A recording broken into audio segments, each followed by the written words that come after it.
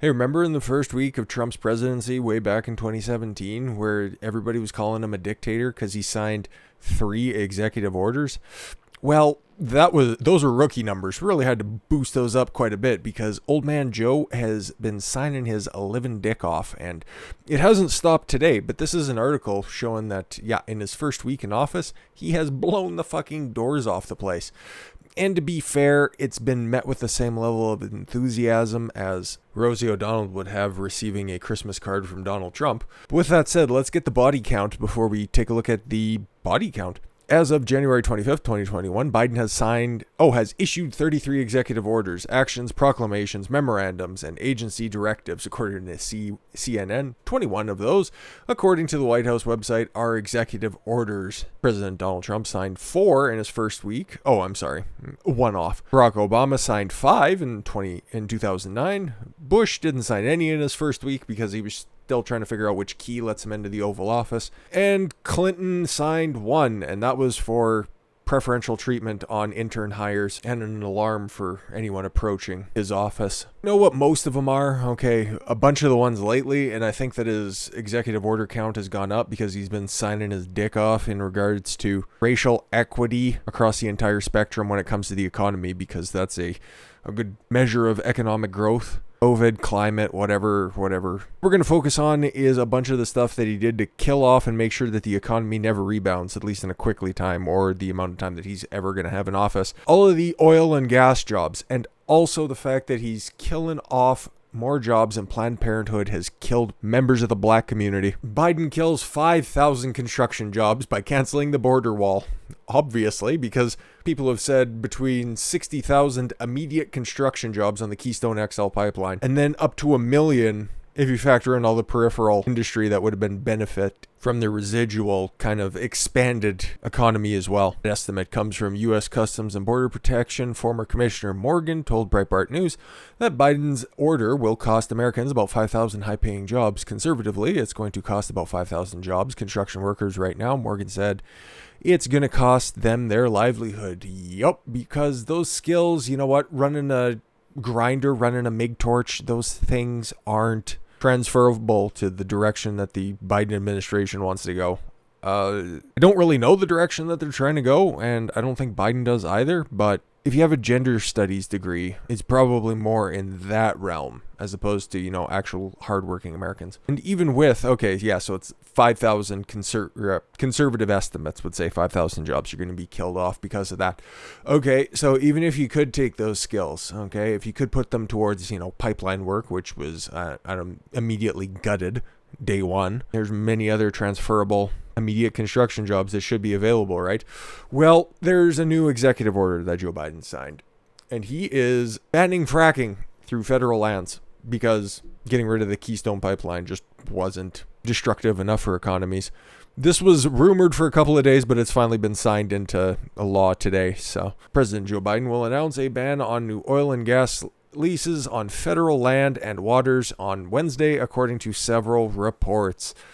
Biden's decision bars any new fracking on federal lands despite his campaign promise not to ban the practice. I am not banning fracking. Let me say that again. I am not banning fracking. Oh, wait, I'm president. I'm banning fracking.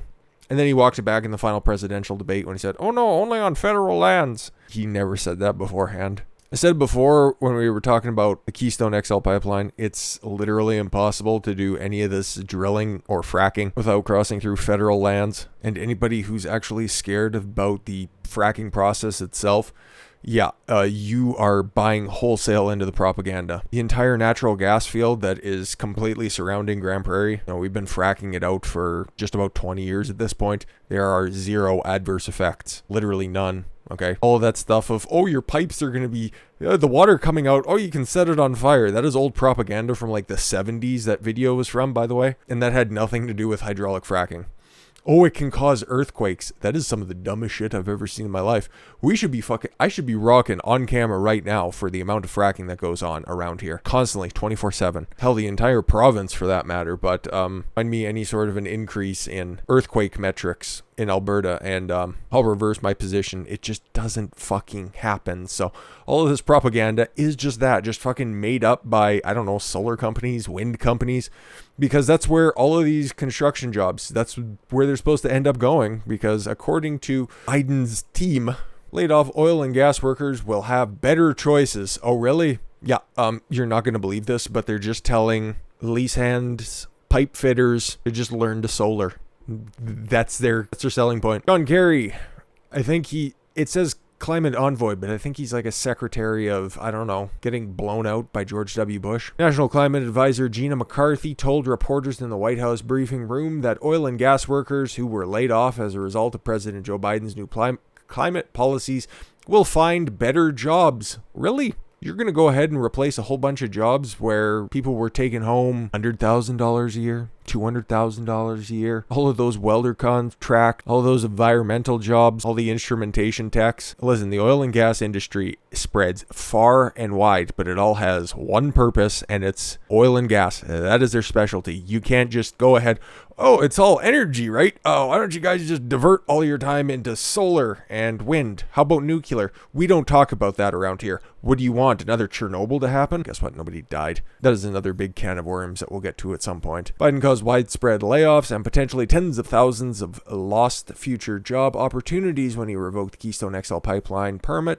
and suspended oil and gas leasing on federal lands on his first day in the Oval Office. Asked by a reporter what their message was to workers in the fossil fuel industry, Kerry and McCarthy promised that workers could find new jobs in green industries. I shit you not. Or that they could benefit from New Deal style work programs. Yes, because you can take a guy who's a backhoe operator. You can take somebody who works a side boom, and you can just teach them how to install solar panels. Highly unlikely. You know, people that have been wanting to run equipment for their entire life. I had Tonka toys when I was growing up. I'm sure these people did too, and their entire goal in life was to run heavy machinery. They had a chance to do it. They had a chance to do it every day. But don't worry, John Kerry said that President Biden has emphasized that they need to grow the new jobs to pay better and are cleaner. Listen, the profit margin when it comes to solar energy and wind energy is so fucking narrow that they could never afford this. Great reset, here we come. President Biden wants to do is make sure those folks have better choices, that they have alternatives, that they could be the people who work to go to make the solar panels. This is not transferable whatsoever. That is going to be the particular focus of the Build Back Better agenda. Ugh. And I think that, unfortunately, workers have been fed a false narrative, like I won't ban fracking, that somehow dealing with climate is coming at their expense. No, it's not. Yes, it is. That's the exact reason why. You're citing green jobs and immediately moving away from fossil fuels instead of just looking at, burning of natural gas and running power plants and energy creation stations off of natural gas is actually one of the cleanest ways you can do things. Nah. Just follow the science, though. He said that a worker in a BMW plant in South Carolina could build electric engines rather than combustion engines. No, that's a completely different skill set. It's not like being a career politician where, oh, okay, you used to work in the Defense Department of Defense. Oh, okay, now you can just go over to the Treasury. You know everybody there. They'll just walk you through everything. That would be the equivalent of, hey, you've ran a calculator before? Cool, why don't you fix my iPhone? McCarthy mentioned the Civilian Conservation Corps, a revival of the New Deal era job program. I love how they're trying to link together the New Deal and whatever this strategy the Biden has going forward, because the New Deal, when it was enacted in when FDR enacted it in 1933, it actually put the Depression at a part where it was extended for like 5 to 7 extra years because all of the government regulations were so stupid, nobody could do anything about it until all the regulations were rolled back. So those who don't learn from history are doomed to repeat it, but because FDR was a classmate of Joe Biden, he has a vested interest in keeping that style of governance alive and well. Yeah, but remember they tried to do this under the Barack Obama regime anyways, with all of those, green jobs and all that investment in companies like Solyndra. Well, Solyndra's not around anymore, and it was a tremendous failure. Kind of like a perfect summation of Joe Biden's public career and what his presidential career could end up being, because the dude's getting sued once again. Biden administration sued for halting oil and gas leasing on federal lands. Yeah, Texas received immediate relief on their lawsuit filed against the Biden administration based on the immigration reforms that he tried to push through on the first day. Yeah, they received a favorable ruling from the Texas courts on that one, much to my shock, and hopefully this ends up being the same. The Biden administration was sued on January 27th over its executive order to halt oil and gas leasing on federal lands and waters. The lawsuit was filed in the United States District Court in Wyoming by the Western Energy Alliance, a group representing fossil fuel producers on federal lands. They say President Joe Biden exceeded his authority with the recent order. The law is clear. Presidents do not have the authority to ban leasing on public lands. All Americans own the oil and natural gas beneath public lands, and Congress has directed them to be responsibly developed on their behalf. Alliance President Kathleen Skagama, can you buy a vowel, bitch? Said in a statement, according to the Washington Times, drying up new leasing put future developments as well as existing projects at risk.